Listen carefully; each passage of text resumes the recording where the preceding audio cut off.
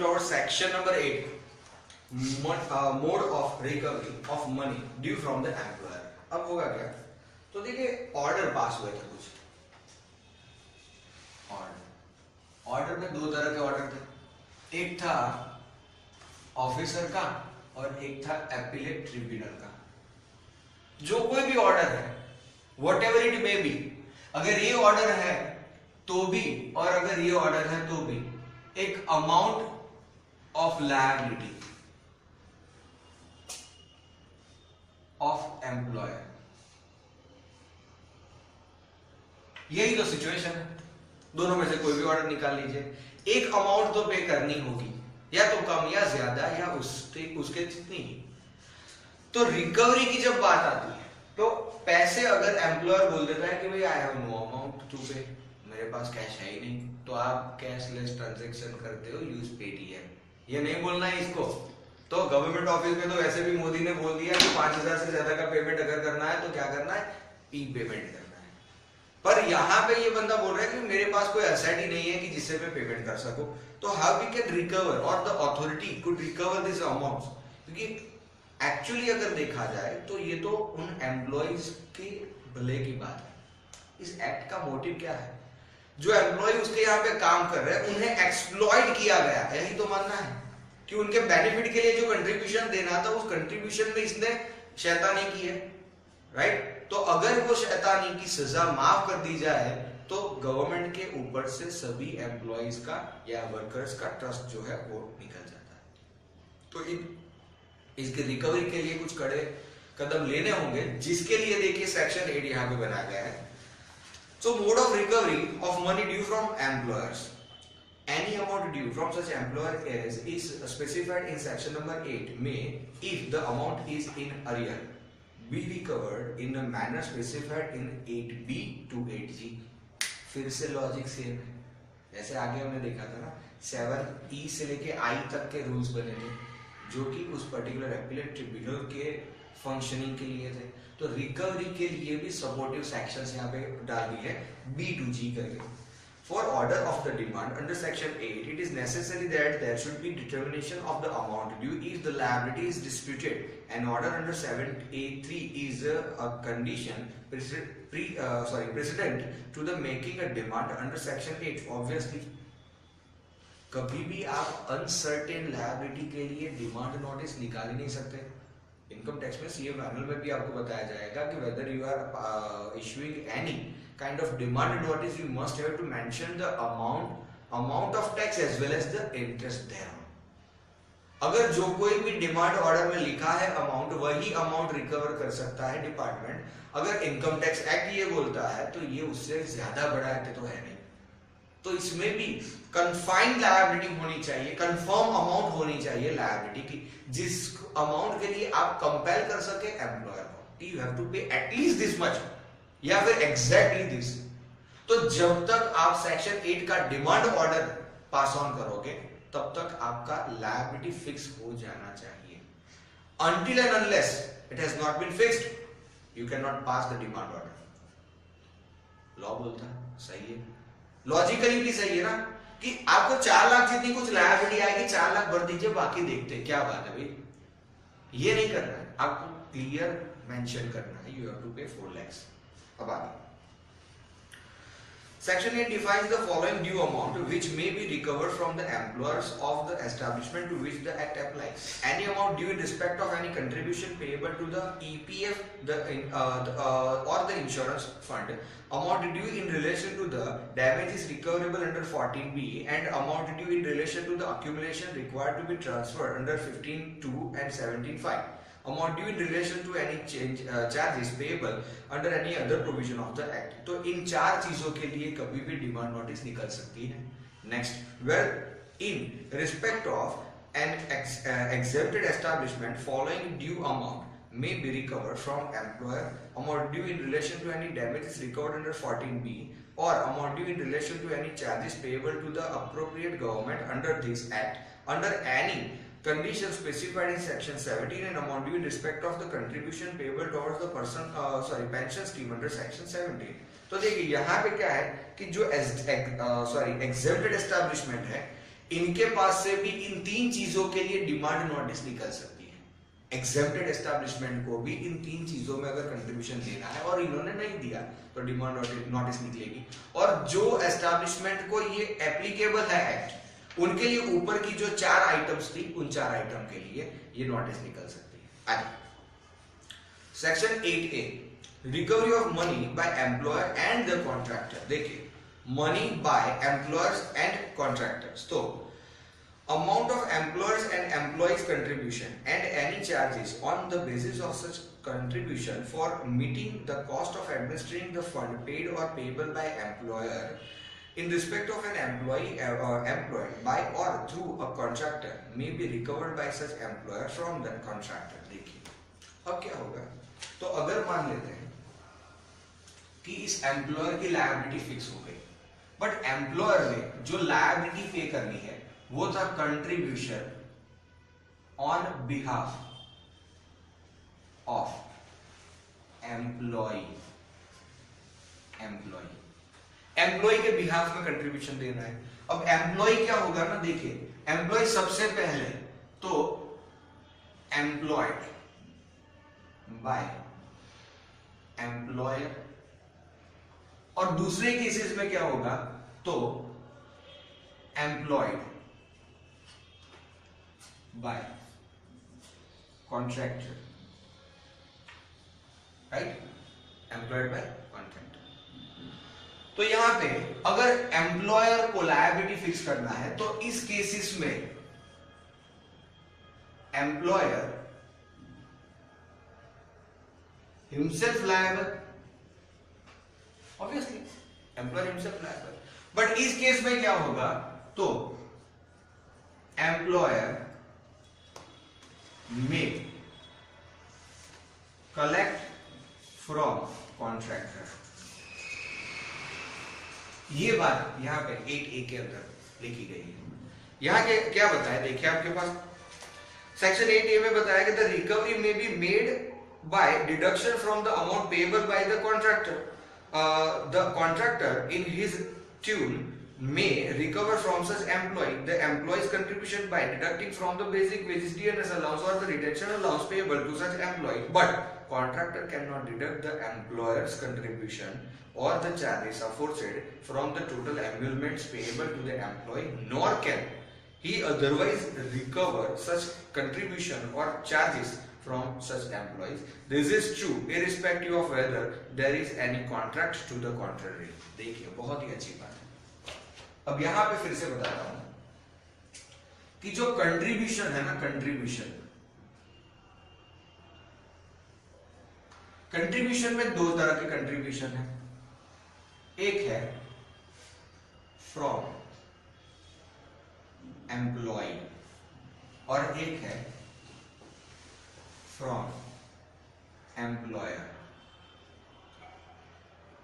तो एम्प्लॉय के कंट्रीब्यूशन के लिए अमाउंट अगर आउटस्टैंडिंग है तो एम्प्लॉयर ये डिडक्ट कर लेगा एम्प्लॉय के सैलरी या वेजेस में से, राइट। अगर एम्प्लॉय को जो कंट्रीब्यूशन करना था वो आउटस्टैंडिंग है तो एम्प्लॉयर कलेक्ट करेगा कॉन्ट्रैक्टर के पास से और वो भी डिडक्ट कर देगा उसके सैलरी वेजेस या उसके डीए या फिर रिटेंशन अलाउंस में से। पर जो बात हमने यहां पे एम्प्लॉयर के कंट्रीब्यूशन की अगर करनी है तो ये तो उसे अपनी जेब से ही पे करना होगा। ये अमाउंट कभी भी एम्प्लॉयर के पार्ट का डिडक्शन जो है या कंट्रीब्यूशन है वो कंट्रीब्यूशन कभी भी एम्प्लॉई के पास से रिकवर नहीं किया जा सकता irrespective of any contract to the contrary. इसका मतलब क्या होगा, अगर अपॉइंटमेंट में आते समय एम्प्लॉयर ने कोई ऐसा एग्रीमेंट किया है एम्प्लॉई के साथ कि भैया देखिए आपको यहां पे अगर जॉब करनी है तो एक चीज ध्यान में रखना है कि 12% जो कंट्रीब्यूशन देना है वो भी आपके ही वेजेस में से डिडक्ट किया जाएगा और इन एडिशन ऑफ दैट जो आप कंट्रीब्यूट करना चाहो। तो ये कॉन्ट्रैक्ट अगर किया है या नहीं किया है इट इज इममटीरियल, क्योंकि वो कॉन्ट्रैक्ट नल एंड वॉइड है, it is not enforceable agreement, right. तो वो एग्रीमेंट जो है वो वॉइड है फिर भी ऐसा कोई भी कंट्रीब्यूशन का अमाउंट की जो एम्प्लॉयर को अपनी जेब में से डिपॉजिट करवाना था, उसके लिए ना तो वो खुद एम्प्लॉय के वेजेस में से डिडक्ट करेगा, ना तो वो कॉन्ट्रैक्टर के पास कॉन्ट्रैक्टर के थ्रू डिडक्ट करवा सकता है. इट इज नेवर परमिसिबल और नेवर परमिटेड, ये याद रखना है आपको. वो तो अपनी ही जेब से उसे देना पड़ेगा. That's it. This is what about section 8A. अब आगे देखते हैं. आगे क्या बताया है? Yes, issue of certificate to the recovery officer. Section number 8B, where any amount is in arrear, any amount is in arrear. Under section 8, the aforesaid officer may issue to the recovery officer a certificate under this his signature specifying the amount of arrears, and the recovery officer on receipt of such certificate shall proceed to recover the amount specified therein from the establishment or, as the case may be, employer by one or more mode mentioned below. अब देखिए, यहाँ officer recovery के लिए नहीं जाएगा. Officer क्या करेगा? Officer जो रिकवरी ऑफिसर अपॉइंट किए गए हैं अप्रोप्रिएट अथॉरिटी के थ्रू, उन्हें एक सर्टिफिकेट इश्यू करेगा अपनी साइन के साथ कि इस पर्टिकुलर एम्प्लॉयर के पास से ये 6 लाख रुपए रिकवर करने हैं, और जिसका मैं ऑथेंटिकेशन देता हूं with my sign and stamp, और वो जाएगा रिकवरी ऑफिसर के पास. On the basis of that certificate of outstanding amount और अमाउंट ड्यू, वो रिकवरी ऑफिसर आगे प्रोसीड करेगा उस अमाउंट को एम्प्लॉयर के पास से कलेक्ट करने के लिए. But what are the modes he will exercise to recover that amount which are specified as below. देखिए, point number 1, attachment and sale of the movable or immovable property of the establishment or as the case may be the employer. यानी कि उसे बोला जाएगा कि देख भाई, तू चुपचाप पैसे दे दे, अदरवाइज ये जो तेरी प्रॉपर्टी है उसको मैं लिखवा लेता हूं कि इतने दिनों में अगर पैसे नहीं दिए तो ये मूवेबल या immovable property we can sold, lawfully we can sold. Second, या तो फिर वो प्रॉपर्टी सोल्ड ही कर देगा, वो मान ही नहीं रहा है कि आप अटैच करना है तो कीजिए या फिर बेचना है बेच दीजिए, मैं पैसे नहीं दे पाऊंगा. So it is better to sell that movable और immovable property to recover the amount. Second, आपको बताया है कि arrest of the employer and his detention in prison, यानी कि उसे अरेस्ट कर लिया जाए. अगर कुछ ऐसा बचा नहीं है, उसने सब सेटल कर दिया, ये वो है, तो better to arrest him and send him into the imprisonment. Appointing a receiver for the management of the movable immovable properties of the establishment or as the case may be the employer. यानी कि अगर employer के पास बहुत सारी amount recover करनी है और उसके पास various kinds of movable immovable property है, तो it is better to appoint official receiver, और सारी असेट्स, सारी properties whether it is movable और immovable vest in the position of what, that official receiver. फिर वो उसका मैनेजमेंट करेगा, वो उसे सेल करेगा, उसमें से जो रिकवरी होगी उसमें से वो अपना रेम्यूनरेशन निकालेगा. ये सारी हमें पता है बात है. खर्चा निकाल लेगा और उसके बाद जो बचेगा वो गवर्नमेंट को दे देगा. फिर भी अगर कुछ बचता है तो वो एम्प्लॉयर को वापस कर दिया जाएगा. आगे, the attachment and sale of the property under this section shall however be first effected against the properties of the establishment and where such attachment and sale is underline कीजिए insufficient, underline कर लीजिए insufficient for recovery of the whole of the amount of arrears specified in the certificate. Recovery officer may take such proceeding against the property of the employer for recovery of the whole or any part of such arrears. ये बहुत अच्छी बात है. यहाँ पे हमने partnership या sole proprietorship को याद करना पड़ेगा, जिसमें person who is the sole proprietor of the business is personally and severely liable to the debt of his business. ये हमें पता है. मेरी लैंग्वेज में अगर सोचा जाए तो मैं इसे ऐसे इंटरप्रेट करता हूं कि if there is liability of the business which proprietor could not pay from the business assets, in that case to repay those liabilities he must have to sell his personal property. Okay, also even his household utensils as well as ornaments of his wife too, सब बेचना पड़ेगा because he is personally and severally liable.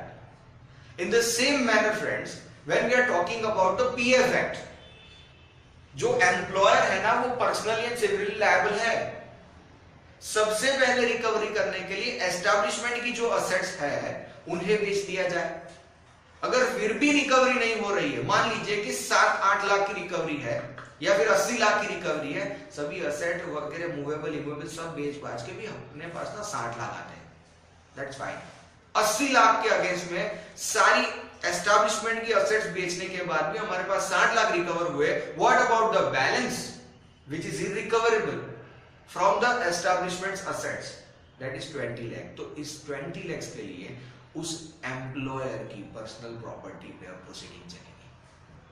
तो इसलिए मैंने आपको बताया कि जैसे हम प्रोप्राइटर के केसेस में देखते थे personally and civilly liable, in the same manner if the assets of establishment were insufficient to recover the debt, in that case his personal assets has to be sold out.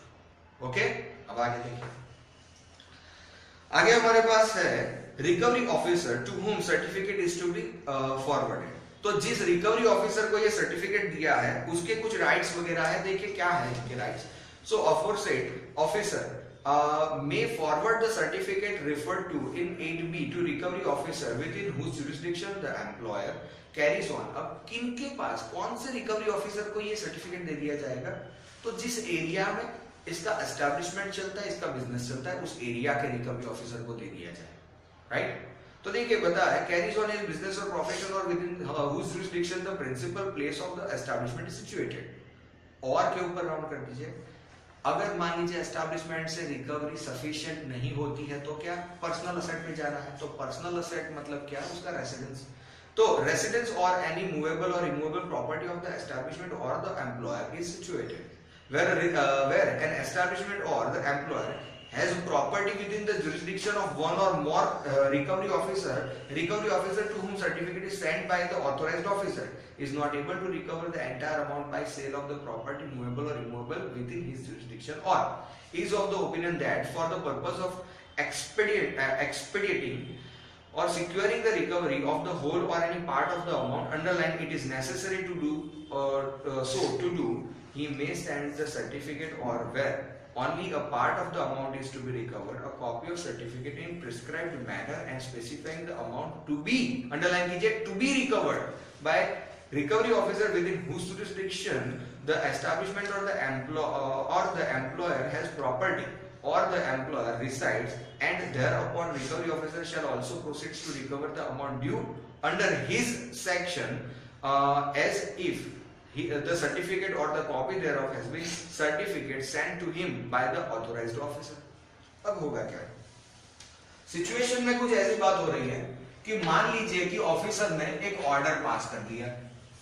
Order pass करने के बाद recovery करने की जरूरत पड़ी क्योंकि उसने payment नहीं किया। अब पेमेंट करने के लिए, रिकवरी के लिए होना क्या है, तो एक तो बंदा है जो ऑफिसर है, इसने ऑर्डर पास किया, ये ऑर्डर के बेसिस के ऊपर पेमेंट जो है वो नहीं मिला, तो यहां पे रिकवरी करना है। रिकवरी करने के लिए इसी ऑफिसर ने रिकवरी ऑफिसर को क्या दिया, सर्टिफिकेट दे दिया। अब होगा क्या, मान लीजिए कि जो एम्प्लॉयर है उसकी ए, बी, सी और मान लीजिए डी, इन अलग अलग प्लेसेस के ऊपर अपनी प्रॉपर्टी है। अब ये जो रिकवरी ऑफिसर है ना, उसके पास तो एरिया है डी। टोटल ड्यू मान लीजिए एम्प्लॉयर का बनता है 20 लाख रुपए। इसकी रिकवरी डी सेक्शन में से अगर की ना तो 8 लाख रुपए इसको रिकवर हो चुके। अब बाकी के अमाउंट का क्या, अब जिस एरिया का वो रिकवरी ऑफिसर नहीं है उस एरिया में जाके वो रिकवरी नहीं कर सकता है क्योंकि उसके जुरिस्डिक्शन के बाहर की बात है।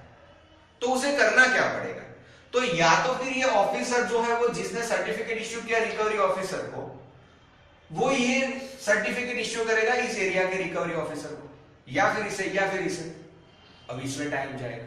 तो इससे अच्छी बात क्या होगी, ये जो रिकवरी ऑफिसर है ना वो दूसरा एक सर्टिफिकेट प्रिस्क्राइब डिटेल के साथ भेजेगा इस एरिया के रिकवरी ऑफिसर को और बताएगा कि भाई 20 लाख में से मैंने ना 8 लाख रिकवर कर लिए उसकी XYZ प्रॉपर्टी जो मेरे जुरिसडिक्शन में थी, अब बाकी की अमाउंट ना आपके ऊपर पास ऑन करता हूं, राइट। तो इसी तरह ये जो ऑफिसर है वो यहां पे रिकवरी ऑफिसर्स को ये इंटीमेट कर देगा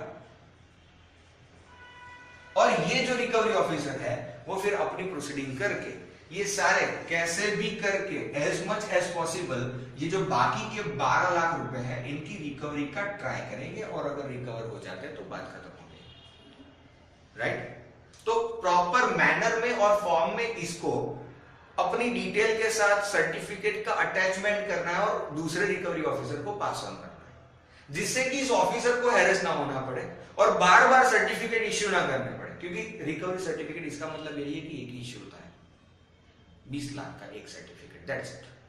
अब रिकवरी कैसे करनी है तो रिकवरी ऑफिसर के ऊपर, अब दूसरे एरिया में है तो उसे दूसरे एरिया के रिकवरी ऑफिसर को कम्युनिकेट करना है, दैट्स इट।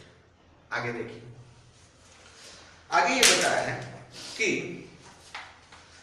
यस नेक्स्ट है section 8E, stay of proceeding under certificate and amendment और withdrawal thereof. So notwithstanding that a certificate has been issued to recovery officer for recovery of the amount, the aforesaid officer may grant time for the payment of amount and thereupon recovery officer shall stay the proceeding until the expiry of the time so granted. यानी अगर employer होशियार है उसने stay ला दिया तो भाई ये गलत हो रहा है ये वो XYZ, तो रिकवरी ऑफिसर का जो काम है वो रोक दिया जाएगा जब तक कि वो स्टे खत्म ना हो जाए, स्टे पीरियड खत्म ना हो या फिर वो स्टे विथड्रॉ ना हो जाए।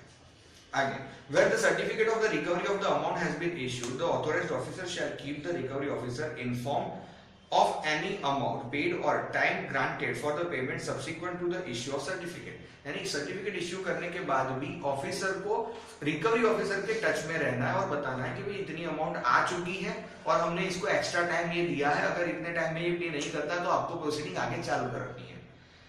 Where the order giving rise to the demand of the amount of which the certificate or for recovery has been issued has been modified in appeal or other proceeding under this act, and as the consequences thereof the demand is reduced but the order is subject matter of the further proceeding under this act, the authorized officer shall stay the recovery of such part of the amount of certificate as parties to the said reduction for the period for which the appeal or other proceeding remains pending. यानी कि अगर मान लीजिए कि कोई order subsequently pass on होता है, recovery certificate देने के बाद कोई ऑर्डर आता है और उस ऑर्डर में लायबिलिटी इंक्रीज कर दी जाती है, तो उसी बेसिस पे अपना जो सर्टिफिकेट है वो अमेंड कर दिया जाएगा इंक्रीज लायबिलिटी के साथ। मैंने 20 का इश्यू किया था सर्टिफिकेट, अब ऑर्डर आने के बाद पता चला 22 की रिकवरी, तो मैं अमेंड कर दूंगा, दैट्स इट, उसमें कोई प्रॉब्लम नहीं है। हाँ, पर अगर लायबिलिटी रिड्यूस होके आती है और उसका फर्दर प्रोसीडिंग भी बाकी है,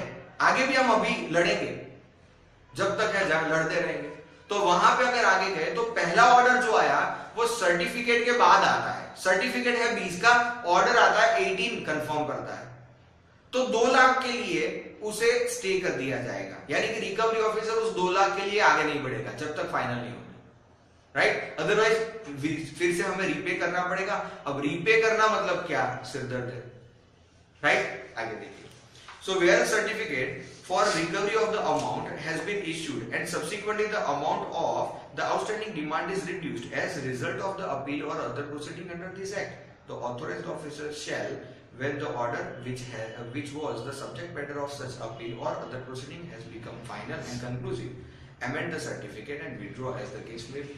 यानी कि अगर फाइनल ऑर्डर अपील ट्रिब्यूनल में से आ जाता है और उसमें अगर मान लीजिए लायबिलिटी कंफर्म हो जाती है और वहां पे आगे प्रोसीडिंग का चांस नहीं रहता है, जैसे कि हमने देखा था ट्रिब्यूनल के बाद कोई आगे कोर्ट ऑफ लॉ में नहीं जाना है, तो फाइनल लायबिलिटी कंक्लूड हो जाने के बाद उस ऑफिसर को क्या करना है, अपना सर्टिफिकेट अमेंड कर देना है according to the final order, that's it, बात खत्म।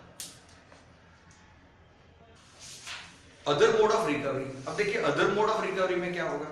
So notwithstanding the issue of certificate to the recovery officer under 8B, Central Provident Fund Commissioner or any officer authorized by the Central Board may recover amount by any one or more of the modes provided in this section. तो देखिए 8F में other modes of recovery दिया है, most important लिख दीजिए इसे other mode of recovery के basis पे.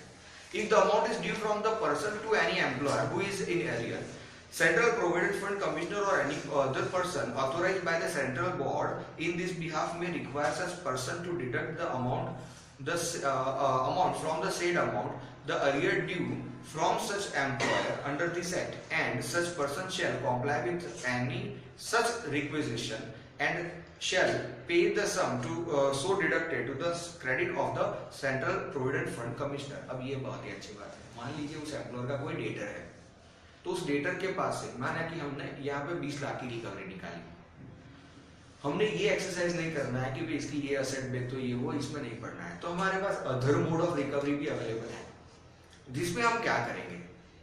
तो मान लीजिए कोई डेटर है जिस डेटर के पास से पैसे रिकवर करने से 25 लाख रुपए, तो हम उस डेटर को यानी कमिश्नर उस डेटर को ऑर्डर पास करेगा, बेटा देख ले मैं कमिश्नर हूं, समझा, केजरीवाल स्टाइल, बेटा देख ले समझ ले, अपने 20 लाख रुपए कलेक्ट करने हैं, तेरे को 25 लाख देने हैं, आप 5 लाख दे दीजिए नहीं दीजिए मेरे कोई फर्क नहीं पड़ता, 20 लाख रुपए कमिश्नर को दे दे, बात खत्म.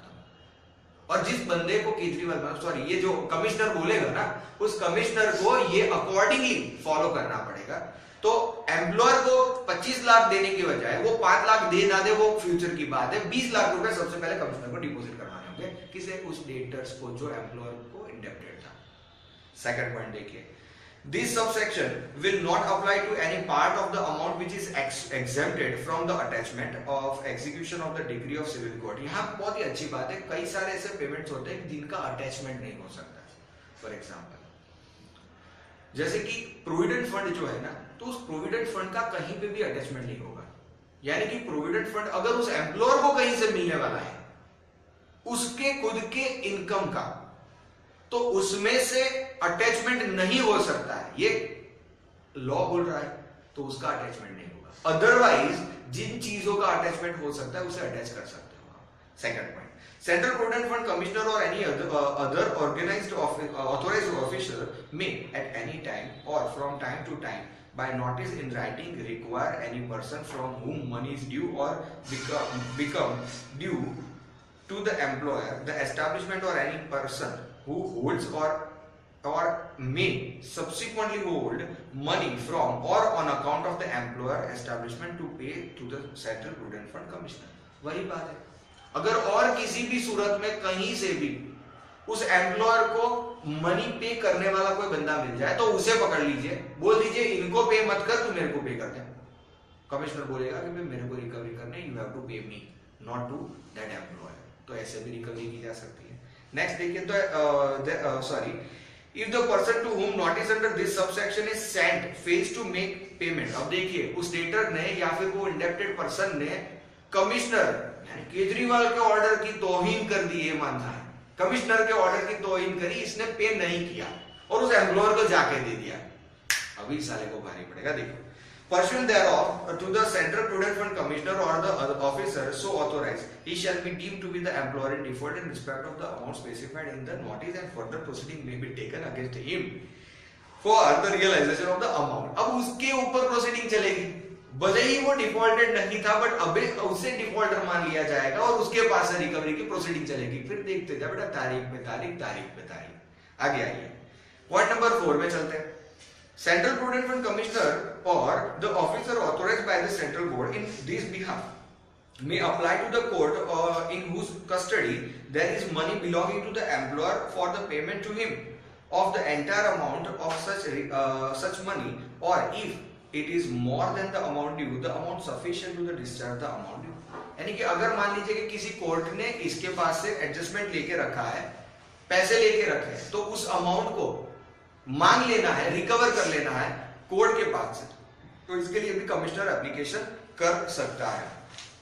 और application of the certain provision of income tax act, तो यहाँ पे बोला है कि provision of the second and third schedule of the income tax act and the tax certificate proceeding rule 1962 as in force from time to time shall apply with necessary modification as if the said provision and rule referred to the arrears of the amount mentioned in 8 of the act instead of income tax act.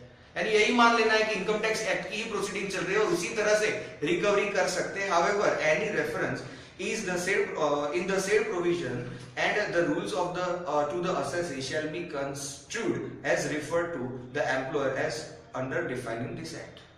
Okay.